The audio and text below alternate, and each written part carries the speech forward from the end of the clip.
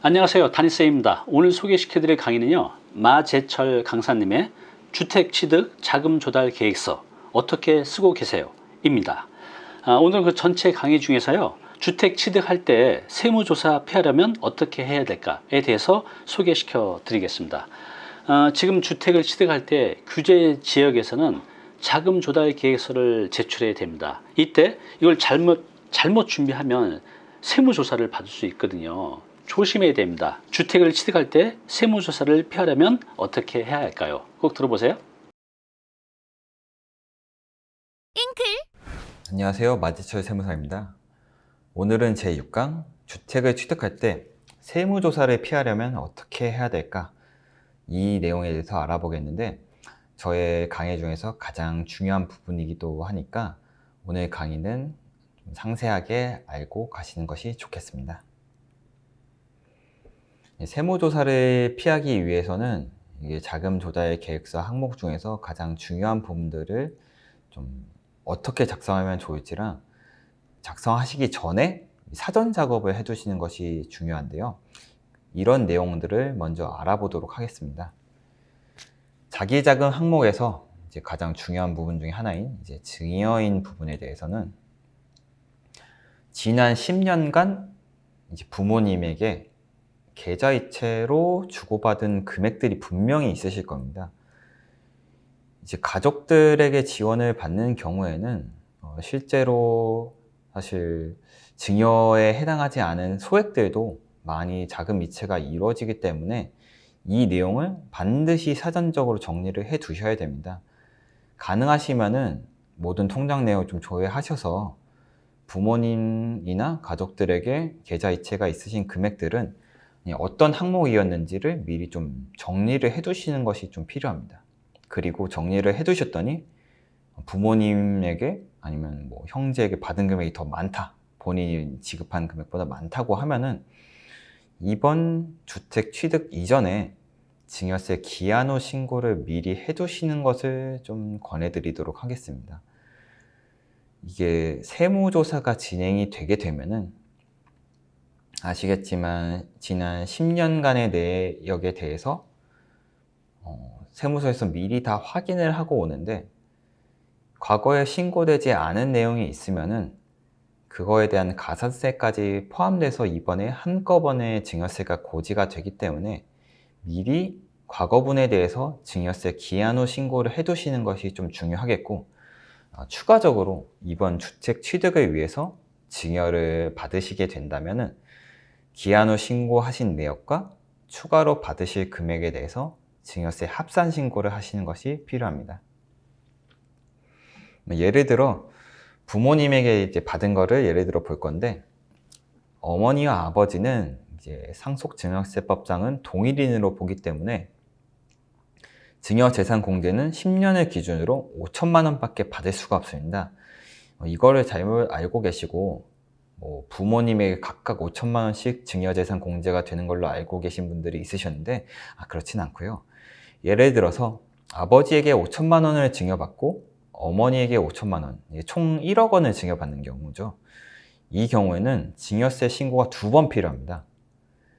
합산 신고도 필요하고요. 좀 어떻게 하는지 보면은 1차적으로 아버지에게 5천만 원을 증여받으셨을 때, 이때는 과거에 증여받은 내역이 없다, 신고한 내용이 없다고 가정했을 때는 증여재산 공제 5천만 원을 전액 받기 때문에 세금은 발생하지 않습니다.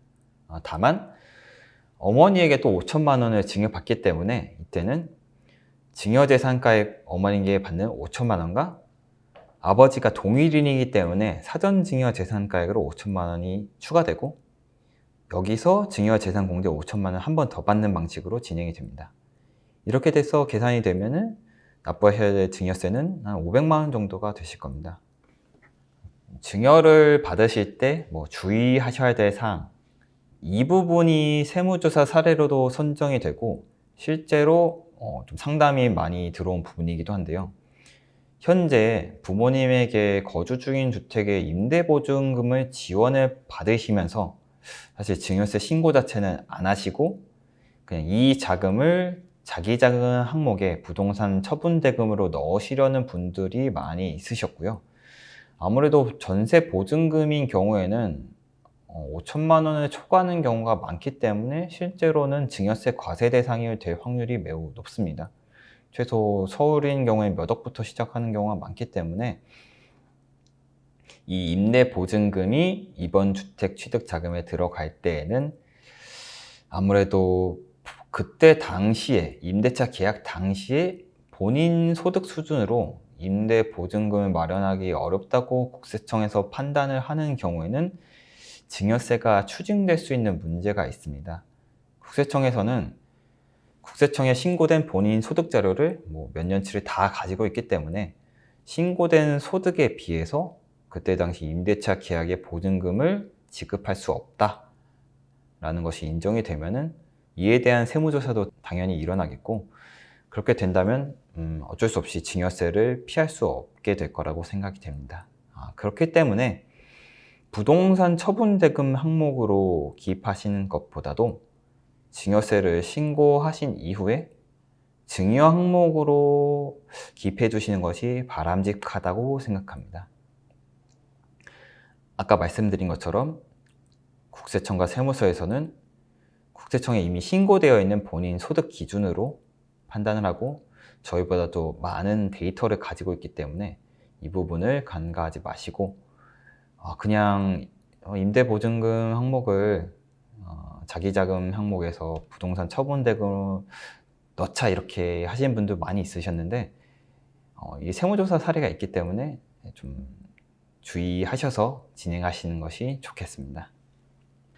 자기자금 항목에서 현금 등 그 밖의 자금 항목, 이 부분도 주의하시는 것이 필요한데요. 아무래도 여기에 적으시는 것들은 현금 자체를 적으시는 분들도 많지만 아무래도 잔금 납부하실 때까지 미래소득을 적으시는 분들도 많이 있으셨습니다. 일반 주택거래의 경우에는 대부분 3개월에서 6개월 안에 잔금이 치러지기 때문에 크게 유의미한 부분은 아니었지만, 분양을 받아서 들어가시는 분들은 분양하셔서 최종 잔금을 치르기까지 기간이 몇 년 동안 되기 때문에 이때 미래소득을 적지 않을 수가 없죠. 미래소득에 대한 부분을 그래서 보통 현금이나 그 밖의 자금 등으로 적게 됩니다.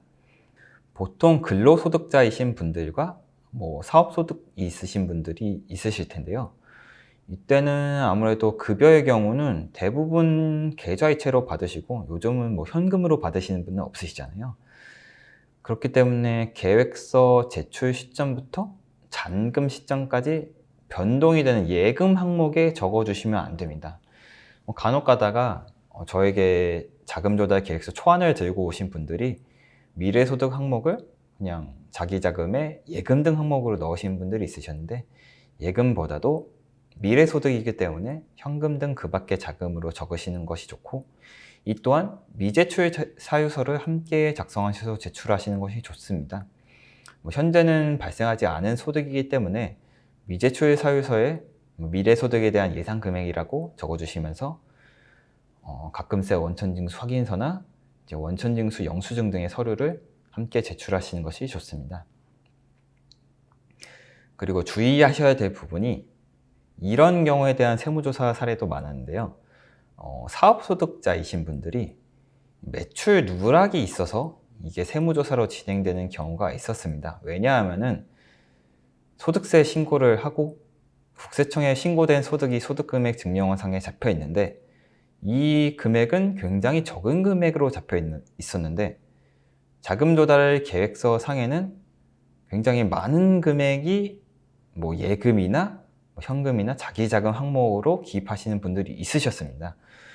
그런 분들은 아무래도 국세청의 입장에서 볼 때는 신고된 소득은 적은데 굉장히 많은 금액을 자기자금으로 넣었기 때문에 신고 누락이 되었는지 여부에 대해서 아무래도 확인을 하게 되고, 또 이런 분들도 있으셨는데 현금 장사를 하시는 분들이 있으셨는데, 그런 분들은 현금으로 자금을 받다 보니 그 내용을 현금 등 그 밖의 자금으로 진짜 적으시는 분들이 있으셨습니다.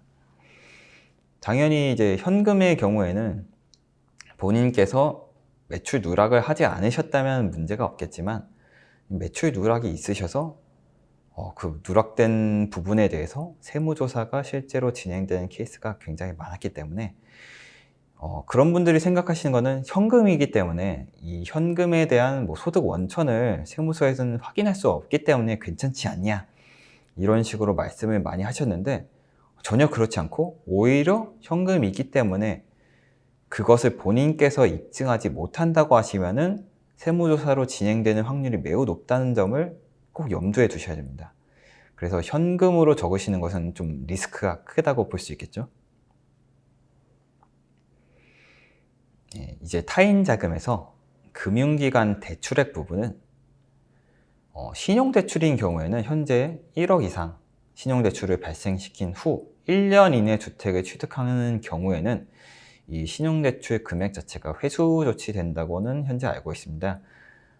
그러나 은행이나 금융기관의 규정은 이제 언제나 변동이 될 수 있기 때문에 주택 취득 계획하신 단계에서 주거래 은행을 방문하셔서 이 신용대출에 대한 부분이 어떻게 좀 현재 규정이 되어 있는지를 좀 확인하시고 진행하시는 것이 좋겠고요.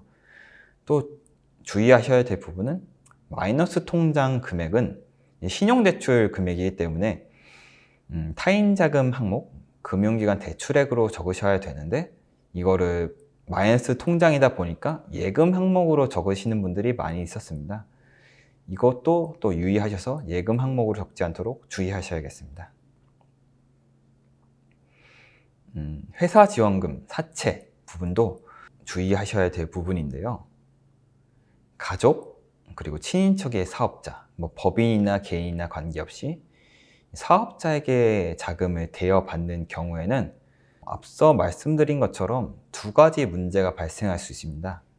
첫째로는 본인에게 증여세 과세 문제가 발생할 수 있고, 두 번째로는 이 자금을 대여해준 사업자에게 역으로 세무조사 문제가 발생할 수 있습니다. 증여세는 당연히 빌려준 자금 자체가 차용의 조건을 충족하지 못했다고 판단이 되는 경우에는 증여세가 과세가 될 수 있고, 이때는 당연히 가산세까지 포함된 금액이기 때문에 부담이 크실 겁니다. 그리고 대여해준 사업자에게 세무조사 문제는 법인이나 개인이 사업자의 재무 상태, 그리고 그동안 수익 규모를 봤을 때 이만큼의 자금을 대여해 줄 여력이 없는 걸로 확인이 됐는데도 대여했다고 알려진 경우에는 이 사업자가 실제로 자금을 융통할 수 없는 능력이 없기 때문에 매출 누락 여부 등을 확인할 수 있고 세무조사가 발생을 할 수가 있습니다. 그동안 성실하게 신고를 했는지랑 매출 누락 등의 여부가 있는지를 확인하는 문제가 발생할 수 있으니, 이렇게 가족이나 친인척의 사업자에게 자금을 대여받는 경우에는 이 부분을 꼭 유의하셔야겠습니다. 그리고 타인 자금 부분에서 가장 중요한 부분이라고 말씀드렸던 그 밖의 차입금 항목인데요. 이 부분은 보통 가족들에게 증여랑 차용을 같이 받으시면서 이제 좀 증여는 증여세, 비과세 한도까지 받으시고 나머지 금액을 차입금으로 받으시는 경우가 많았습니다. 앞서 말씀드린 것처럼 세법상의 가족 간의 차용은 원칙적으로 인정이 되지 않고 모두 증여로 보기 때문에 최소한의 차용의 법정 요건을 모두 충족하시는 것이 이거는 좀 필수적이라고 볼 수 있는데요. 다른 타인과의 금전대차 거래와 유사한 정도로 맞춰두시는 게 꼭 필요합니다. 차용증을 작성하실 때 차용 원금 상환 시기와 이자 지급, 그리고 공증에 대한 문의가 있으셨는데, 원금 상환 시기를 너무 길게 설정하는 것은 세무서에서 인정해 주지 않습니다. 세무조사 사례로 원금 상환 시기를 30년 이렇게 잡아두신 분들이 있으셨는데요. 이렇게 보면은 원금을 거의 갚지 않겠다라는 의지로 볼 수 있기 때문에 세무서에서는 증여로 간주를 했고, 보통 5년에서 길어도 10년 안으로는 원금을 모두 상환한다는 차용증을 작성하시는 것이 좋겠습니다. 이자 지급 시기에 대해서는 상황이 여의치 않고 실제적으로 상환이 어렵다고 간주하시면은 반기 상환 정도는 괜찮으시겠지만 가장 세법상 적합하게 하시는 것은 매달 이자 지급을 하시는 것이 가장 적합하다고 볼 수 있겠습니다. 반기나 1년치를 몰아서 이자 지급을 하시는 것도 괜찮으시겠지만 그 기간 중에 세무조사가 있거나 소명자료 요청이 오는 경우에는 세무서의 소명 자체가 좀 어려우신 부분이 있기 때문에 매달 이자 지급을 하시는 것이 좋겠고, 그리고 공증을 받는 것이 필요한지에 대해서 문의를 많이 해주셨는데, 사실 공증은 법적인 효력 자체는 없습니다. 공증을 받으시고 실제적으로 원금 상환이나 이자 지급, 그리고 재반 의무를 이행하셨는지가 실제적인 부분이 더 중요하기 때문에 공증은 받으셔도 좋고 안 받으셔도 좋지만 꼭 받으실 필요 자체는 없습니다. 그리고 이자를 책정하실 때는 꼭 법정 이자율인 4.6%로 하시는 것이 좋습니다. 왜냐하면은 많이들 그냥 생각하시기로 무이자나 아니면은 2%나 3% 이런 저리의 이자율로 해도 무방하지 않냐 이렇게 많이 말씀을 하시는데, 제가 앞서 말씀드린 것처럼 가족 간의 차용 자체는 원칙적으로 인정 자체가 되지 않는데 저희가 그것을 증여가 아닌 차용으로 봐달라고 하는 거기 때문에 저희가 선제적으로 법적인 조건을 준수하는 게 꼭 필요하다고 생각을 하고, 그렇기 때문에 현재 법정 이자율인 4.6%로 진행하시는 것이 맞습니다. 그리고 많은 분들이 이제 그냥 놓치시는 부분이 있는데, 이자에 대한 원천징수 신고 납부가 필요합니다. 이자 소득세율 14%, 그리고 그에 대한 지방세 1.4% 합산해서 15.4%인데, 예를 들어 100만 원이 매달 이자라고 하면은 15만 4천 원은 세무서와 구청에 원천징수에서 신고 납부를 하시는 방법이 있습니다. 원천징수 이행상환 신고서라는 것을 제출하시면 되고, 이에 따라서 각각 세금을 매달 납부하시는 것이 가장 정확한 방법입니다. 앞서 말씀드린 것처럼 이자 지급 매달 하시는 건 좋고, 원금이 금액이 크다고 하시면은 이 원금을 사실 일시에 상환하시는 것은 좀 어려운 부분이 많습니다.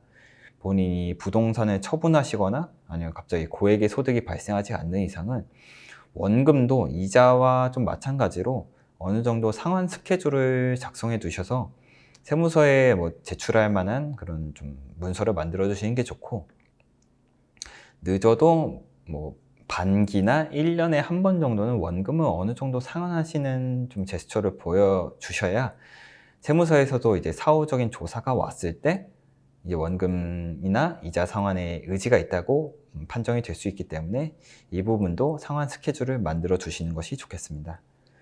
그리고 또 가장 중요한 부분은 사실 본인이 소득이 있으셔야 원금이나 이자를 부담하실 수 있는 능력이 있으실 텐데, 본인께서 소득이 없으시거나 현재 직장이 없으시거나 아니면 미성년자이시거나 이러신 분들은 원금이나 이자를 상환하실 능력이 없기 때문에 세무서에서는 전혀 차용으로 인정해 주지 않습니다. 그렇기 때문에 전부 다 증여로 거세되는 케이스가 많았고요. 많은 분들이 이제 인터넷에서 찾아보시고 저에게 상담을 오신 부분이 이 두 번째 이제 금전 무상 대출에 대한 이계 증여 이 부분입니다. 인터넷에 저도 찾아보니 연간 이자 금액이 1,000만 원 이하인 경우에는 무이자로 해도 된다, 이런 식의 잘못된 정보가 많이 있었는데요. 이건 좀 사실과는 다르고, 이자 금액이 1,000만 원 미만인 경우에는 해당 이자 금액만큼은 증여로 보지 않겠다는 법적인 내용이지, 예를 들어 한 2억 좀 넘게 되는 금액을 4.6%로 계산을 하면은 이때 딱 1,000만 원 미만으로 걸리게 되는데, 이렇게 계산해 두실 금액이 2억 자체가 차용으로 인정되는 내용이 아닙니다. 해당 내용이 아니기 때문에 이 내용을 믿고 진행을 하셨다가 크게 증여세를 맞으신 분들이 많으셨어요. 되게 주의하셔야 될 부분은 그 규정은 이자 금액에 대해서만 증여로 보지 않는다는 내용이고, 제가 서두에 말씀드린 것처럼 가족 간 차용 자체는 인정이 되지 않기 때문에 이 증여로 모두 보는 것을 좀 피하시기 위해서 법적인 요건을 준수하셔야 되고, 이런 식으로 무상이자, 무이자나 뭐 2%의 저리이자로 하셨을 때는 당연히 법정 요건을 충족하지 못하셨기 때문에 세무서에서는 증여로 간주할 확률이 매우 높다는 점을 꼭 유의하시고 진행하셨으면 좋겠습니다. 이번 강의는 여기까지 마치겠고요. 다음 강의에서 뵙도록 하겠습니다. 감사합니다. 네, 마제철 강사님의 강의 잘 들어보셨나요? 이분의 전체 강의는 아래 댓글에 링크로 달아 놓았으니까요. 꼭 가서 보시기 바랍니다.